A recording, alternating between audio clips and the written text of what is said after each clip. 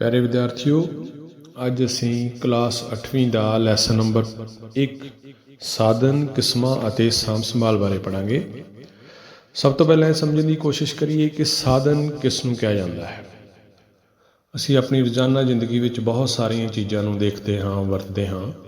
ਜਿਸ ਤਰ੍ਹਾਂ ਕਿ ਸਾਡੇ ਘਰ ਦੇ ਵਿੱਚ ਹੀ ਦੇਖੋ, ਇੱਕ ਛੋਟੀ ਜਿਹੀ ਸੂਈ ਤੋਂ ਲੈ ਕੇ ਤੇ ਬਹੁਤ ਸਾਰਾ ਸਮਾਨ ਹੈ, ਜਿੱਦਾਂ LED ਹੈ, ਸੋਫਾ ਹੈ, ਦਰਵਾਜ਼ਾ ਹੈ ਔਰ ਹੋਰ ਵੀ ਲਾਈਟਿੰਗ ਦਾ ਸਮਾਨ ਹੈ। ਔਰ ਇਹ ਸਾਰਾ ਸਮਾਨ ਅਸੀਂ ਘਰ ਵਿੱਚ ਵਰਤਦੇ ਹਾਂ। ਔਰ ਜਨਰਲੀ ਅਸੀਂ ਹਰ ਉਸ ਚੀਜ਼ ਨੂੰ ਸਾਧਨ ਕਹਿ ਦਿੰਦੇ ਹਾਂ ਜਿਸ ਨੂੰ ਮਨੁੱਖ ਵਰਤਦਾ ਹੈ, ਜਾਂ ਵਰਤ ਰਿਹਾ ਹੈ, ਜਾਂ ਅੱਗੇ ਆਉਣ ਵਾਲੇ ਸਮੇਂ ਦੇ ਵਿੱਚ ਵਰਤ ਸਕਦਾ ਹੈ। ਹਰ ਉਹ ਚੀਜ਼ ਜਿਹੜੀ ਮਨੁੱਖ ਦੀ ਲੋੜਾਂ ਦੀ ਪੂਰਤੀ ਕਰਦੀ ਆ, ਉਹ ਸਾਧਨ ਹੀ ਹੁੰਦੀ ਆ। ਜਿਸ ਤਰ੍ਹਾਂ ਕਿ ਦੂਜੇ ਸ਼ਬਦਾਂ ਵਿੱਚ ਇੱਥੇ ਲਿਖਿਆ ਹੈ ਕਿ ਉਹ ਕੁਦਰਤੀ ਤੋਹਫੇ ਹਨ ਜੋ ਮਨੁੱਖ ਲਈ ਕਿਸੇ ਨਾ ਕਿਸੇ ਰੂਪ ਵਿੱਚ ਮਹੱਤਵ ਰੱਖਦੇ ਹਨ, ਉਹਨਾਂ ਨੂੰ ਅਸੀਂ ਸਾਧਨ ਕਹਿੰਦੇ ਹਾਂ। ਭਾਵ ਕਿ ਆਹ ਸਾਰੀਆਂ ਚੀਜ਼ਾਂ ਜੋ ਅਸੀਂ ਦੇਖ ਰਹੇ ਹਾਂ, ਹਵਾ, ਪਾਣੀ, ਮਿੱਟੀ, ਘਰ ਦੀਆਂ ਚੀਜ਼ਾਂ, ਆਉਣ ਜਾਣ ਦੇ ਸਾਧਨ, ਹਰ ਉਹ ਚੀਜ਼ ਜਿਹੜੀ ਮਨੁੱਖ ਦੀ ਕਿਸੇ ਨਾ ਕਿਸੇ ਰੂਪ ਵਿੱਚ ਮਦਦ ਕਰਦੀ ਆ ਜਾਂ ਵਰਤ ਰਿਹਾ ਹੈ ਮਨੁੱਖ, ਉਸ ਨੂੰ ਅਸੀਂ ਸਾਧਨ ਕਹਿੰਦੇ ਹਾਂ। ਸਾਧਨ ਕਈ ਸਾਧਨ ਨੇ ਜਿਹੜੇ ਮਨੁੱਖ ਨੇ ਬਣਾਏ ਨੇ ਕੁਦਰਤੀ ਸਾਧਨਾਂ ਦੀ ਵਰਤੋਂ ਕਰਕੇ, ਔਰ ਕੁਝ ਸਾਧਨ ਨੇ ਜਿਹੜੇ ਕੁਦਰਤ ਵੱਲੋਂ ਸਾਨੂੰ ਪ੍ਰਦਾਨ ਕੀਤੇ ਗਏ ਨੇ, ਅਸੀਂ ਉਸੇ ਰੂਪ ਵਿੱਚ ਇਹਨਾਂ ਨੂੰ ਵਰਤ ਰਹੇ ਹਾਂ। ਅਜਿਹੇ ਸਾਧਨ ਜਿਹੜੇ ਮਨੁੱਖ ਨੇ ਆਪਣੀ ਕਾਬਲੀਅਤ ਨਾਲ ਬਣਾਏ ਨੇ, ਉਹਨਾਂ ਨੂੰ ਅਸੀਂ ਮਨੁੱਖੀ ਸਾਧਨ ਕਹਿੰਦੇ ਹਾਂ। ਜਿੱਦਾਂ ਕਿ ਕੱਪੜੇ ਹੈ, ਟੇਬਲ ਹੈ, ਲੈਪਟਾਪ ਹੈ, ਬਿਜਲੀ ਦਾ ਪੱਖਾ, ਕਾਰ, ਕੁਰਸੀਆਂ, ਹੋਰ ਵੀ ਕੋਈ ਫਰਨੀਚਰ ਦਾ ਸਮਾਨ, ਇਹ ਸਾਰਾ ਕੁਝ ਮਨੁੱਖ ਨੇ ਬਣਾਇਆ ਹੈ ਔਰ ਇਸ ਨੂੰ ਅਸੀਂ ਮਨੁੱਖੀ ਸਾਧਨ ਕਹਿੰਦੇ ਹਾਂ। ਦੂਸਰੇ ਬੰਨੇ ਕੁਦਰਤੀ ਸਾਧਨ ਜਿਹੜੇ ਕਿ ਕੁਦਰਤ ਵੱਲੋਂ ਸਾਨੂੰ ਪ੍ਰਦਾਨ ਕੀਤੇ ਗਏ ਨੇ, ਜਿੱਦਾਂ ਸੂਰਜ ਦੀ ਰੋਸ਼ਨੀ ਹੈ, ਖਣਿਜ ਪਦਾਰਥ ਹੈ, ਮਿੱਟੀ ਹੈ, ਰੁੱਖ ਬੂਟੇ ਨੇ, ਫਲ ਫਰੂਟ ਨੇ, ਇਹ ਸਾਰਾ ਕੁਝ ਸਾਨੂੰ ਕੁਦਰਤ ਵੱਲੋਂ ਮਿਲਿਆ ਹੈ ਔਰ ਇਹ ਸਾਨੂੰ ਅਸੀਂ ਕੁਦਰਤੀ ਸਾਧਨ ਕਹਿੰਦੇ ਹਾਂ। ਇਸ ਤੋਂ ਅੱਗੇ ਜਿਹੜੀ ਗੱਲ ਸਮਝਣ ਵਾਲੀ ਹੈ ਕਿ ਕੁਦਰਤੀ ਸਾਧਨ ਜਿਹੜੇ ਨੇ ਉਹ ਕੁਦਰਤ ਦੁਆਰਾ ਮਨੁੱਖ ਨੂੰ ਪ੍ਰਦਾਨ ਕੀਤੇ ਗਏ ਨੇ, ਜਿਸ ਤਰ੍ਹਾਂ ਜੰਗਲ, ਦਰਿਆ, ਖਣਿਜ ਪਦਾਰਥ, ਸੂਰਜੀ ਸ਼ਕਤੀ। ਔਰ ਕੁਝ ਸਾਧਨ ਨੇ ਜਿਹੜੇ ਆਦਮੀ ਦੁਆਰਾ ਪੈਦਾ ਕੀਤੇ ਗਏ ਨੇ, ਜਿਸ ਤਰ੍ਹਾਂ ਆਪਾਂ ਪਹਿਲਾਂ ਗੱਲ ਕੀਤੀ ਹੈ। ਸਾਧਨ, ਮਸ਼ੀਨਰੀ ਤੇ ਆਵਾਜਾਈ ਦੇ ਸਾਧਨ ਸਾਰੇ ਇਸ ਦਾਇਰੇ ਵਿੱਚ ਆਉਂਦੇ ਨੇ ਕਿ ਮਨੁੱਖੀ ਸਾਧਨ ਹੈ। ਦੂਸਰੀ ਗੱਲ ਇੱਥੇ ਧਿਆਨ ਰੱਖਣ ਵਾਲੀ ਇਹ ਹੈ ਕਿ ਸਾਧਨ ਇੱਕ ਬਦਲਦੀ ਹੋਈ ਧਾਰਨਾ ਹੈ। ਭਾਵ ਕਿ ਜੋ ਚੀਜ਼ ਸਾਡੇ ਵਾਸਤੇ ਅੱਜ ਸਾਧਨ ਹੈ, ਹੋ ਸਕਦਾ ਹੈ ਕਿ ਸਾਡੇ ਤੋਂ ਪਹਿਲਾਂ ਵਾਲਾ ਜਿਹੜਾ ਮਨੁੱਖ ਸੀ, ਅੱਜ ਤੋਂ 200-300 ਸਾਲ ਪਹਿਲਾਂ, ਉਹਦੇ ਵਾਸਤੇ ਉਹ ਸਾਧਨ ਨਹੀਂ ਸੀ। ਜਿਸ ਤਰ੍ਹਾਂ ਕਿ ਕੋਲਾ ਹੈ, ਤੇਲ ਹੈ, ਪੈਟਰੋਲੀਅਮ ਪਦਾਰਥ ਨੇ, ਡੀਜ਼ਲ ਪੈਟਰੋਲ ਯਾਨੀ, ਇਹ ਸਾਰੀਆਂ ਚੀਜ਼ਾਂ ਅੱਜ ਤੋਂ ਕੁਛ 400-500 ਸਾਲ ਪਹਿਲਾਂ ਸੀਗੀਆਂ, ਬਟ ਇਹਨਾਂ ਦੀ ਵਰਤੋਂ ਬਿਲਕੁਲ ਨਹੀਂ ਸੀ ਹੋ ਰਹੀ। ਇਸ ਦਾ ਮਤਲਬ ਇਹ ਹੋਇਆ ਕਿ ਉਸ ਸਮੇਂ ਦੇ ਮਨੁੱਖ ਵਾਸਤੇ ਇਹ ਸਾਧਨ ਨਹੀਂ ਸਨ, ਜਦੋਂ ਕਿ ਅੱਜ ਦੇ ਮਨੁੱਖ ਵਾਸਤੇ ਇਹ ਇੱਕ ਮਹੱਤਵਪੂਰਨ ਸਾਧਨ ਹੈ। ਇਸ ਕਰਕੇ ਸਾਧਨ ਦੀ ਧਾਰਨਾ ਬਦਲਦੀ ਰਹਿੰਦੀ ਹੈ ਸਮੇਂ ਦੇ ਅਨੁਸਾਰ। ਕੋਈ ਚੀਜ਼ਾਂ ਸਾਧਨਾਂ ਦੇ ਰੂਪ ਵਿੱਚ ਜਿਹੜੀਆਂ ਨੇ ਪਹਿਲਾਂ ਵਰਤੇ ਸੀ, ਹੁਣ ਨਹੀਂ ਵਰਤ ਰਹੇ, ਜਾਂ ਅੱਜ ਜੋ ਅਸੀਂ ਨਹੀਂ ਵਰਤ ਰਹੇ, ਆਉਣ ਵਾਲੇ ਸਮੇਂ ਦੇ ਵਿੱਚ ਉਹਨਾਂ ਨੂੰ ਅਸੀਂ ਵਰਤਣਾ ਸ਼ੁਰੂ ਕਰ ਸਕਦੇ ਹਾਂ। ਇਸ ਤੋਂ ਅੱਗੇ ਵਿੱਚੋਂ ਹੈਗਾ ਕਿ ਸਾਧਨਾਂ ਦੀਆਂ ਕਿਸਮਾਂ। ਦੇਖੋ, ਸਾਧਨਾਂ ਦੀ ਅਸੀਂ ਵੰਡ ਕਰ ਸਕਦੇ ਹਾਂ। ਜਿੰਨੇ ਵੀ ਸਾਡੇ ਕੋਲ ਅਨੇਕਾਂ ਸਾਧਨ ਨੇ, ਉਹਨਾਂ ਦੀ ਕਈ ਕਿਸਮਾਂ ਨਾਲ ਵੰਡ ਕੀਤੀ ਜਾ ਸਕਦੀ ਹੈ। ਜੋ ਪਹਿਲੀ ਕਿਸਮ ਦੇ ਆਧਾਰ 'ਤੇ ਵੰਡ ਕੀਤੀ ਗਈ, ਉਹ ਹੈਗੀ ਹੈ ਜੀਵ ਸਾਧਨ ਅਤੇ ਨਿਰਜੀਵ ਸਾਧਨ। ਕੁਝ ਸਾਧਨਾਂ ਦੇ ਵਿੱਚ ਜਾਨ ਹੁੰਦੀ ਹੈ, ਉਹਨਾਂ ਨੂੰ ਅਸੀਂ ਜੀਵ ਸਾਧਨ ਕਹਿੰਦੇ ਹਾਂ। ਕੁਝ ਸਾਧਨਾਂ ਦੇ ਵਿੱਚ ਜਾਨ ਨਹੀਂ ਹੁੰਦੀ, ਉਹਨਾਂ ਨੂੰ ਅਸੀਂ ਨਿਰਜੀਵ ਸਾਧਨ ਕਹਿੰਦੇ ਹਾਂ। ਜਿਹੜੇ ਸਾਧਨ ਜਾਨਦਾਰ ਵਸਤੂਆਂ ਤੋਂ ਉਤਪੰਨ ਹੁੰਦੇ ਹਨ, ਉਹਨਾਂ ਨੂੰ ਅਸੀਂ ਜੀਵ ਸਾਧਨ ਕਹਿੰਦੇ ਹਾਂ। ਭਾਵ ਕਿ ਜਿਹੜੀ ਚੀਜ਼ ਜਾਨਦਾਰ ਚੀਜ਼ਾਂ, ਵਸਤੂਆਂ ਤੋਂ ਬਣੀ ਹੈ, ਉਸ ਨੂੰ ਵੀ ਅਸੀਂ ਜੀਵ ਸਾਧਨ ਹੀ ਆਖਿਆ ਜਾਂਦਾ ਹੈ। ਜਿਵੇਂ ਕਿ ਕੋਲਾ, ਤੇਲ ਪਦਾਰਥ, ਪੈਟਰੋਲੀਅਮ ਪਦਾਰਥ, ਇਹ ਸਾਰੇ ਜੀਵ ਸਾਧਨ ਵਿੱਚ ਹੀ ਆਉਂਦੇ ਨੇ, ਕਿਉਂਕਿ ਇਹ ਸਾਰੇ ਚੀਜ਼ਾਂ ਵੀ ਜੀਵ ਸਾਧਨਾਂ ਤੋਂ ਬਣੀਆਂ ਹੋਈਆਂ ਨੇ। ਜਿਸ ਤਰ੍ਹਾਂ ਦੇਖੋ ਫੋਟੋ, ਕੋਈ ਸਮਾਂ ਸੀ ਜਦੋਂ ਇੱਥੇ ਧਰਤੀ ਦੇ ਉੱਪਰ ਇਸ ਤਰ੍ਹਾਂ ਦੇ ਸੰਘਣੇ ਜੰਗਲ ਸਨ। ਕੁਛ ਧਰਤੀ ਦੀ ਉਥਲ ਪੁਥਲ ਦੇ ਕਾਰਨ ਤੇ ਹਾਈ ਪ੍ਰੈਸ਼ਰ ਦੇ ਕਾਰਨ ਸਮਾਂ ਪਾ ਕੇ ਆਹੀ ਸਾਰੇ ਜਿਹੜੇ ਅੱਜ ਜੰਗਲ ਨੇ, ਇਹ ਧਰਤੀ ਦੇ ਹੇਠ ਦੱਬ ਗਏ। ਦੱਬਣ ਨਾਲ, ਬਹੁਤ ਸਾਰੇ ਪ੍ਰੈਸ਼ਰ ਦੇ ਨਾਲ ਔਰ ਲੰਮੇ ਸਮੇਂ ਦੇ ਵਿੱਚ ਇਹਨਾਂ ਜੰਗਲਾਂ, ਯਾਨੀ ਕਿ ਜੀਣ ਦੀਆਂ ਬਨਸਪਤੀ ਤੋਂ ਹੀ ਸਾਰਾ ਕੋਲ ਪੈਟਰੋਲੀਅਮ ਪਦਾਰਥ ਬਣਿਆ ਹੈ। ਇਸ ਕਰਕੇ ਇਹਨਾਂ ਸਾਰਿਆਂ ਸਾਧਨਾਂ ਤੋਂ ਬਣਨ ਕਰਕੇ ਕੋਲਾ, ਪੈਟਰੋਲ, ਡੀਜ਼ਲ, ਇਸ ਨੂੰ ਵੀ ਅਸੀਂ ਜੀਵ ਸਾਧਨ ਦੀ ਸ਼੍ਰੇਣੀ ਦੇ ਵਿੱਚ ਹੀ ਰੱਖਦੇ ਹਾਂ।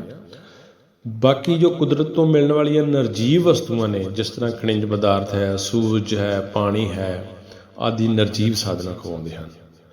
ਇਹਨਾਂ ਦੇ ਵਿੱਚ ਜਾਨ ਨਹੀਂ ਹੁੰਦੀ, ਜਾਂ ਇਹ ਕਹਿ ਸਕਦੇ ਹਾਂ ਕਿ ਜਿਸ ਤਰ੍ਹਾਂ ਦੇਖੋ ਤੁਸੀਂ, ਸੂਰਜ ਦੀ ਰੋਸ਼ਨੀ, ਹਵਾ, ਮੀਂਹ, ਪਾਣੀ ਅਤੇ ਮਿੱਟੀ ਵਗੈਰਾ, ਇਹੋ ਜਿਹੇ ਸਾਧਨ ਜੋ ਖਣਿਜ ਪਦਾਰਥ ਨੇ, ਸੋਨਾ, ਚਾਂਦੀ ਜਾਂ ਬ੍ਰਿਕ ਵਗੈਰਾ, ਇਹਨਾਂ ਸਾਰਿਆਂ ਨੂੰ ਅਸੀਂ ਨਿਰਜੀਵ ਸਾਧਨਾਂ ਦੀ ਸ਼੍ਰੇਣੀ ਦੇ ਵਿੱਚ ਰੱਖਦੇ ਹਾਂ। ਆਹ ਸਾਰੇ ਸਾਧਨ ਦੇਖੋ, ਜਿੱਦਾਂ ਰੁੱਖ ਬੂਟੇ ਨੇ, ਜੰਗਲੀ ਜਾਨਵਰ ਨੇ, ਪਸ਼ੂ ਨੇ, ਪੰਛੀ ਨੇ, ਫਲ ਫਰੂਟ ਨੇ, ਛੋਟੇ ਮੋਟੇ ਜੋ ਵੀ ਕੀਟ ਪਤੰਗੇ ਨੇ, ਇਹ ਸਾਰੇ ਦੇ ਸਾਰੇ ਜੀਵ ਸਾਧਨ ਅਖਵਾਉਂਦੇ ਹਨ। ਇਹ ਤਾਂ ਹੋ ਗਈ ਵੰਡ ਜੀਵ ਅਤੇ ਨਿਰਜੀਵ ਸਾਧਨਾਂ ਦੀ। ਉਸ ਤੋਂ ਅਗਲੀ ਵੰਡ ਹੈ ਵਿਕਸਿਤ ਅਤੇ ਸੰਭਾਵਿਤ ਸਾਧਨ। ਉਹ ਸਾਰੇ ਸਾਧਨ ਜਿਹੜੇ ਅਸੀਂ ਪੂਰੀ ਤਰ੍ਹਾਂ ਵਰਤ ਰਹੇ ਹਾਂ ਜਾਂ ਵਰਤੋਂ ਵਿੱਚ ਲਿਆਂਦੇ ਜਾ ਰਹੇ ਨੇ, ਉਹਨਾਂ ਨੂੰ ਅਸੀਂ ਵਿਕਸਿਤ ਸਾਧਨ ਕਹਿੰਦੇ ਹਾਂ। ਅੱਜ ਦੇ ਸਮੇਂ ਵਿੱਚ ਸੋਨਾ, ਚਾਂਦੀ, ਕੋਲਾ ਅਤੇ ਪੈਟਰੋਲੀਅਮ ਪਦਾਰਥ ਪੂਰੀ ਤਰ੍ਹਾਂ ਵਰਤੋਂ ਵਿੱਚ ਆ ਰਹੇ ਨੇ। ਇਹ ਧਰਤੀ ਦੇ ਅੰਦਰੋਂ ਕੱਢੇ ਜਾਂਦੇ ਨੇ। ਦੂਸਰੇ ਬੰਨੇ ਜੰਗਲ, ਪਾਣੀ, ਸੂਰਜੀ ਸ਼ਕਤੀ ਨੂੰ ਵੀ ਅਸੀਂ ਵਰਤ ਰਹੇ ਹਾਂ। ਇਹ ਧਰਤੀ ਦੀ ਸਤਹ ਦੇ ਉੱਪਰ ਮੌਜੂਦ ਹਨ ਔਰ ਅਸੀਂ ਇਹਨਾਂ ਨੂੰ ਆਪਣੀ ਆਰਥਿਕ ਮਕਸਦ ਵਾਸਤੇ ਵਰਤ ਰਹੇ ਹਾਂ। ਇਹੋ ਜਿਹੇ ਸਾਧਨਾਂ ਨੂੰ ਅਸੀਂ ਕਹਿੰਦੇ ਹਾਂ ਵਿਕਸਿਤ ਸਾਧਨ। ਦੂਸਰੇ ਬੰਨੇ ਆਉਂਦਾ ਹੈ ਸੰਭਾਵਿਤ ਸਾਧਨ। ਇਹ ਉਹ ਸਾਧਨ ਨੇ ਜਿਨ੍ਹਾਂ ਨੂੰ ਅਸੀਂ ਆਉਣ ਵਾਲੇ ਸਮੇਂ ਵਿੱਚ ਵਰਤ ਸਕਦੇ ਹਾਂ, ਪਰ ਇਸ ਸਮੇਂ ਨਹੀਂ ਵਰਤ ਰਹੇ, ਜਾਂ ਇਹੋ ਜਿਹੀਆਂ ਹਾਲਾਤ ਜਿਨ੍ਹਾਂ ਦੇ ਉੱਪਰ, ਜਿਸ ਤਰ੍ਹਾਂ ਕਿ ਦੇਖੋ, ਪਹਾੜਾਂ ਤੋਂ ਉਤਰਦੀਆਂ ਨਦੀਆਂ ਬਿਜਲੀ ਪੈਦਾ ਕਰਨ ਵਾਸਤੇ ਇੱਕ ਸੰਭਾਵਿਤ ਸਾਧਨ ਹੈ। ਮਤਲਬ ਕਿ ਜਿਹੜੀ ਬਿਜਲੀ ਪੈਦਾ ਹੁੰਦੀ ਹੈ, ਆਹ ਫੋਟੋ ਦੇਖੋ, ਇਸ ਦੇ ਵਿੱਚ ਕੀ ਹੈ ਕਿ ਆਹ ਇੱਕ ਨਦੀ ਹੈ, ਆਹ ਪਹਾੜਾਂ ਥਾਣੀ ਇੱਕ ਨਦੀ ਆ ਰਹੀ ਹੈ ਔਰ ਇਸ ਨਦੀ ਦੇ ਉੱਪਰ ਇੱਥੇ ਬੰਨ੍ਹ ਬਣਾ ਕੇ, ਜੇ ਆਪਾਂ ਇੱਥੇ ਇੱਕ ਬੰਨ੍ਹ ਬਣਾ ਦਈਏ ਤਾਂ ਆਹ ਸਾਰਾ ਪਾਣੀ ਜਿਹੜਾ ਹੈ ਪਿੱਛੇ ਰੁਕ ਸਕਦਾ ਹੈ। ਔਰ ਇਸ ਤਰ੍ਹਾਂ ਹੀ ਹੋਇਆ। ਆਹ ਦੇਖੋ ਦੂਸਰੀ ਫੋਟੋ, ਇਹਨਾਂ ਨੇ ਇਸੇ ਨਦੀ ਉੱਪਰ ਇੱਥੇ ਬੰਨ੍ਹ ਬਣ ਗਿਆ ਔਰ ਇੱਥੇ ਸਾਰਾ ਪਿੱਛੇ ਪਾਣੀ ਆਹ ਸਾਰਾ ਪਾਣੀ ਰੁਕ ਗਿਆ ਪਿੱਛੇ। ਔਰ ਇੱਥੋਂ ਜਦੋਂ ਪਾਣੀ ਥੱਲੇ ਆਇਆ ਤਾਂ ਇੱਥੇ ਇਹਨਾਂ ਨੇ ਬੰਨ੍ਹ ਬਣਾ ਕੇ ਬਹੁਤ ਸਾਰੀ ਬਿਜਲੀ ਪੈਦਾ ਕੀਤੀ ਔਰ ਪਿਛਲਾ ਜਿਹੜਾ ਪਾਣੀ ਹੈ ਉਸ ਨੂੰ ਖੇਤੀਬਾੜੀ ਦੇ ਕੰਮਾਂ ਵਾਸਤੇ ਵਰਤ ਲਿਆ। ਇਸ ਤਰ੍ਹਾਂ ਇਹ ਨਦੀ ਦਾ ਆ ਰਿਹਾ ਪਾਣੀ ਜੋ ਹੈ, ਇਹ ਇੱਕ ਸੰਭਾਵਿਤ ਸਾਧਨ ਸੀ ਜਿਸ ਨੂੰ ਅਸੀਂ ਆਉਣ ਵਾਲੇ ਸਮੇਂ ਵਿੱਚ ਵਰਤ ਕੇ, ਬੰਨ੍ਹ ਬਣਾ ਕੇ ਉਸ ਕੋਲੋਂ ਫਾਇਦਾ ਲੈ ਸਕਦੇ ਹਾਂ। ਆਹ ਜਿਹੜੇ ਸਾਧਨ ਨੇ, ਇਹ ਹੈ ਵਿਕਸਿਤ ਸਾਧਨ। ਜਿਸ ਤਰ੍ਹਾਂ ਕਿ ਪਾਣੀ ਹੈ, ਸੂਰਜ ਦੀ ਰੋਸ਼ਨੀ ਹੈ, ਜੰਗਲ ਹੈ, ਕੋਲਾ ਹੈ, ਸੋਨਾ, ਚਾਂਦੀ ਹੈ, ਹੀਰਾ ਹੈ, ਇਹ ਸਾਰੇ ਵਿਕਸਿਤ ਸਾਧਨ ਨੇ ਜਿਨ੍ਹਾਂ ਨੂੰ ਅਸੀਂ ਅੱਜ ਪੂਰੀ ਤਰ੍ਹਾਂ ਵਰਤ ਰਹੇ। ਸੋ ਸਾਧਨਾਂ ਦੀ ਵੰਡ ਹੈ ਅਗਲੀ, ਮੁੱਕਣਯੋਗ ਅਤੇ ਨਾ ਮੁੱਕਣਯੋਗ ਸਾਧਨ। ਮੁੱਕਣਯੋਗ ਸਾਧਨ ਉਹ ਹੁੰਦੇ ਨੇ ਜਿਨ੍ਹਾਂ ਨੂੰ ਅਸੀਂ ਲਗਾਤਾਰ ਵਰਤ ਰਹੇ ਹਾਂ ਔਰ ਵਰਤਦਿਆਂ ਵਰਤਦਿਆਂ ਉਹ ਇੱਕ ਦਿਨ ਖਤਮ ਹੋ ਜਾਣਗੇ ਔਰ ਉਹਨਾਂ ਦਾ ਭੰਡਾਰ ਬੜਾ ਸੀਮਤ ਹੈ। ਜਿਸ ਤਰ੍ਹਾਂ ਕਿ ਪੈਟਰੋਲੀਅਮ ਪਦਾਰਥ, ਡੀਜ਼ਲ, ਪੈਟਰੋਲ, LPG ਗੈਸ, ਜੋ ਵੀ ਅਸੀਂ ਧਰਤੀ ਦੇ ਵਿੱਚੋਂ ਕੱਢ ਰਹੇ ਹਾਂ, ਇਹ ਇੱਕ ਦਿਨ ਖਤਮ ਹੋ ਸਕਦਾ ਹੈ। ਔਰ ਦੂਸਰੇ ਬੰਨੇ ਉਹ ਸਾਧਨ ਨੇ ਜਿਹੜੇ ਬਹੁਤ ਜ਼ਿਆਦਾ ਵਰਤਣ 'ਤੇ ਵੀ ਮੁੱਕਣਗੇ ਨਹੀਂ, ਉਹਨਾਂ ਨੂੰ ਅਸੀਂ ਨਾ ਮੁੱਕਣਯੋਗ ਸਾਧਨ ਕਹਿੰਦੇ ਹਾਂ। ਜਿਸ ਤਰ੍ਹਾਂ ਕਿ ਸੂਰਜ ਦੀ ਰੋਸ਼ਨੀ, ਹਵਾ, ਪਾਣੀ, ਮਿੱਟੀ, ਇਹ ਵਰਤ ਕੇ ਮੁੱਕ ਨਹੀਂ ਸਕਦੇ। ਇਹ ਕੁਦਰਤ ਵੱਲੋਂ ਸਾਨੂੰ ਦਿੱਤੇ ਗਏ ਹਨ ਔਰ ਇਹਨਾਂ ਦੇ ਮੁੱਕਣ ਦਾ ਹੋ ਨਹੀਂ ਸਕਦਾ, ਕਿਉਂਕਿ ਇਹ ਦੁਬਾਰਾ ਪੈਦਾ ਹੋ ਜਾਂਦੇ ਨੇ ਜਾਂ ਆਪਣਾ ਰੂਪ ਬਦਲ ਲੈਂਦੇ ਨੇ। ਇਸ ਕਰਕੇ ਇਹਨਾਂ ਨੂੰ ਨਾ ਮੁੱਕਣਯੋਗ ਸਾਧਨ ਕਿਹਾ ਜਾਂਦਾ ਹੈ। ਔਰ ਦੂਸਰੇ ਬੰਨੇ ਕੋਲਾ, petroleum, diesel, petrol, LPG gas, CNG, ਇਹ ਸਾਰੀਆਂ ਚੀਜ਼ਾਂ ਮੁੱਕਣਯੋਗ ਸਾਧਨ ਦੇ ਵਿੱਚ ਆਉਂਦੀਆਂ ਨੇ। ਉਸ ਤੋਂ ਅਗਲੀ ਵੰਡ ਕੀਤੀ ਹੈ ਮਿੱਟੀ ਅਤੇ ਭੂਮੀ ਸਾਧਨ। ਦੇਖੋ, ਮਿੱਟੀ ਜੋ ਭੂਰੇ ਰੰਗ ਦਾ ਪਦਾਰਥ ਜਿਹਨੂੰ ਅਸੀਂ ਸਾਰੇ ਦੇਖਦੇ ਵੀ ਹਾਂ, ਇਹ ਧਰਤੀ ਦੀ ਬਿਲਕੁਲ ਉੱਪਰਲੀ ਪਰਤ ਹੈ। ਇਹ ਮੂਲ ਚਟਾਨ ਤੋਂ ਬਣੀ ਹੁੰਦੀ ਹੈ। ਬੜਾ ਲੰਮਾ ਸਮਾਂ ਜੀਵਾਂ ਅਤੇ ਰੁੱਖਾਂ ਬੂਟਿਆਂ ਦੇ ਗਲਣ ਸੜਨ ਅਤੇ ਤੱਤਾਂ ਦੇ ਅਸਰ ਕਾਰਨ ਬਣਦੀ ਹੈ। ਉਸ ਨੂੰ ਅਸੀਂ ਮਿੱਟੀ ਕਹਿੰਦੇ ਹਾਂ ਔਰ ਇਸ ਵਿੱਚ ਫਸਲਾਂ ਅਤੇ ਹੋਰ ਪੇੜ ਪੌਦੇ ਉਗਾਏ ਜਾਂਦੇ ਹਨ, ਜਿਹੜਾ ਕਿ ਸਾਡੀ ਜੀਵਨ ਦਾ ਇੱਕ ਪੂਰਾ ਸਰੋਤ ਹੈ। ਇਸ ਨੂੰ ਅਸੀਂ ਮਿੱਟੀ ਸਾਧਨ ਕਹਿੰਦੇ ਹਾਂ। ਆਹ ਦੇਖੋ, ਇਹ ਮਿੱਟੀ ਸਾਧਨ ਹੈ ਜਿਸ ਨੂੰ ਤੁਸੀਂ ਬੜੇ ਸਾਰੇ ਜਾਣਦੇ ਹੋ ਕਿ ਆਹ ਮਿੱਟੀ ਹੈ। ਦੂਸਰਾ ਹੈ ਭੂਮੀ ਸਾਧਨ। ਭੂਮੀ ਦਾ ਅਰਥ ਹੈ ਜ਼ਮੀਨ, ਜਗ੍ਹਾ, ਜਿੱਥੇ ਮਨੁੱਖ ਆਪਣੀਆਂ ਆਰਥਿਕ ਕਿਰਿਆਵਾਂ ਜਾਂ ਹੋਰ ਨਿੱਤ ਦੀਆਂ ਗਤੀਵਿਧੀਆਂ ਅਸੀਂ ਕਰਦੇ ਹਾਂ ਉਸ ਨੂੰ ਅਸੀਂ ਭੂਮੀ ਕਹਿੰਦੇ ਹਾਂ। ਜਿਸ ਤਰ੍ਹਾਂ ਕਿ ਖੇਤੀਬਾੜੀ ਕਰਨਾ, ਘਰ ਬਣਾਉਣਾ, ਉਦਯੋਗ ਲਗਾਉਣੇ, ਆਵਾਜਾਈ ਦੇ ਸਾਧਨ ਵਿਕਸਿਤ ਕਰਨੇ, ਬਾਗ ਬਗੀਚੇ, ਸੈਰ ਸਪਾਟਾ, ਜੋ ਵੀ ਕੰਮ ਆ ਸਾਰਾ ਭੂਮੀ ਦੇ ਉੱਪਰ ਕੀਤਾ ਜਾਂਦਾ ਔਰ ਉਸ ਨੂੰ ਅਸੀਂ ਭੂਮੀ ਕਹਿੰਦੇ ਹਾਂ।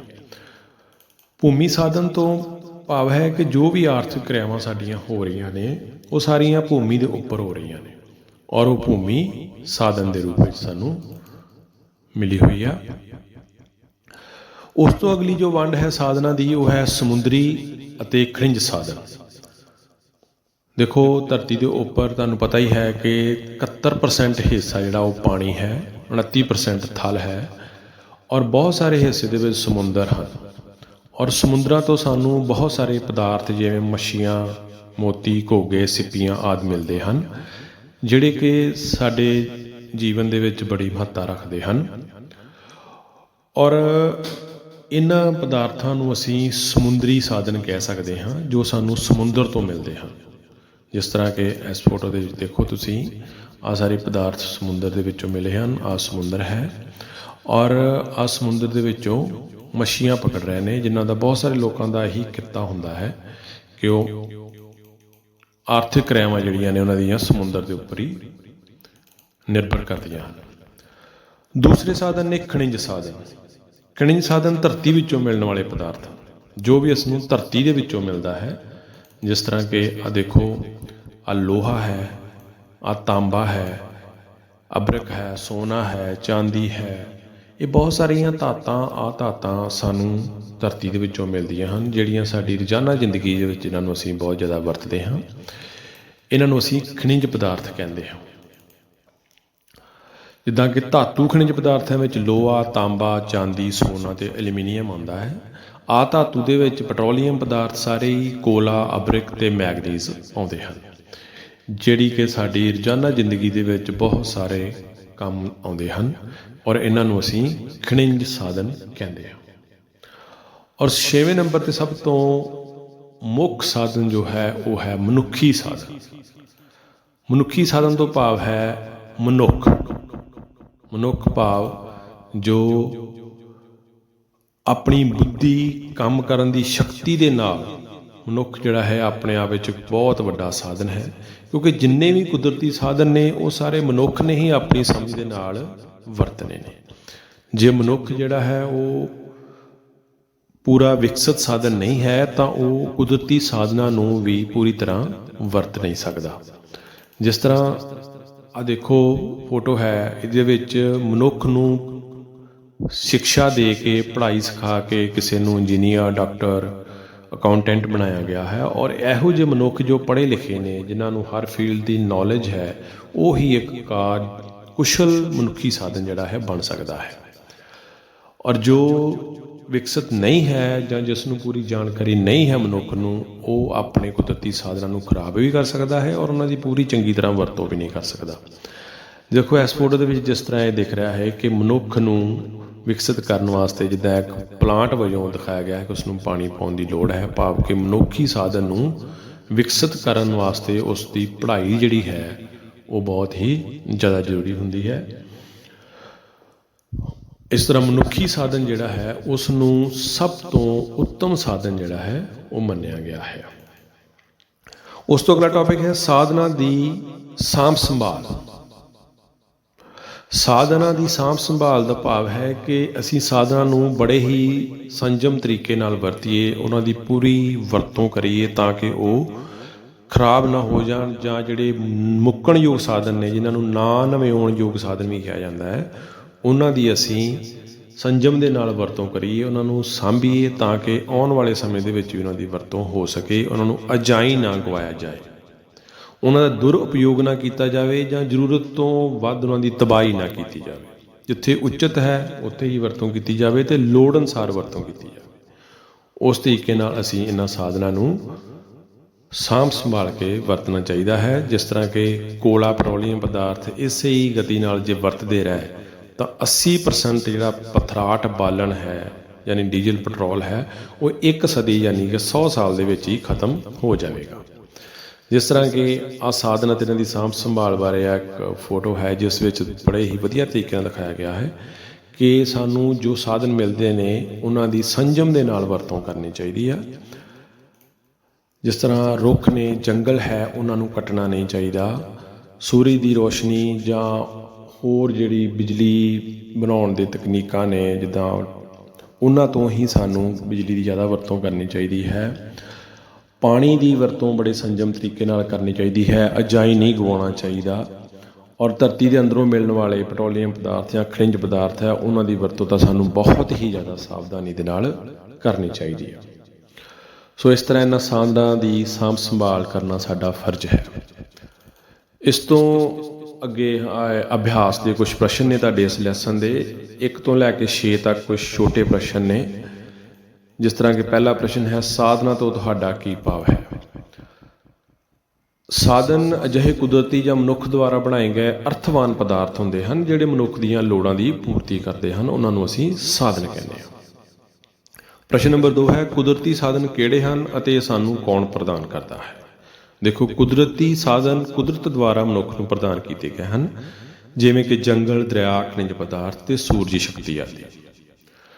ਇਸ ਤਰ੍ਹਾਂ ਤੀਸਰਾ ਪ੍ਰਸ਼ਨ ਹੈ, ਸਾਧਨਾਂ ਦੀਆਂ ਕਿਸਮਾਂ ਦੀ ਸੂਚੀ ਬਣਾਓ।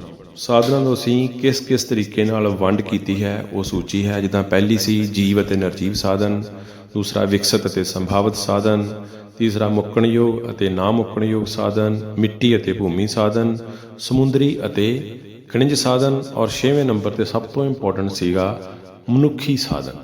ਇਸ ਤਰ੍ਹਾਂ ਪਹਿਲਾ ਸੀ ਮਨੁੱਖੀ ਅਤੇ ਕੁਦਰਤੀ ਸਾਧਨ,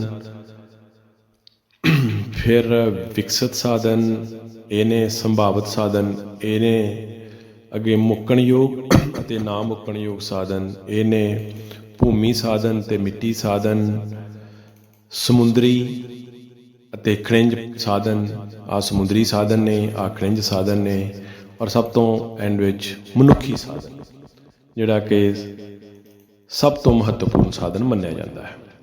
ਅੱਗੇ ਚੌਥਾ ਪ੍ਰਸ਼ਨ ਹੈ, ਮਿੱਟੀ ਦੀ ਪਰਿਭਾਸ਼ਾ ਦਿਓ।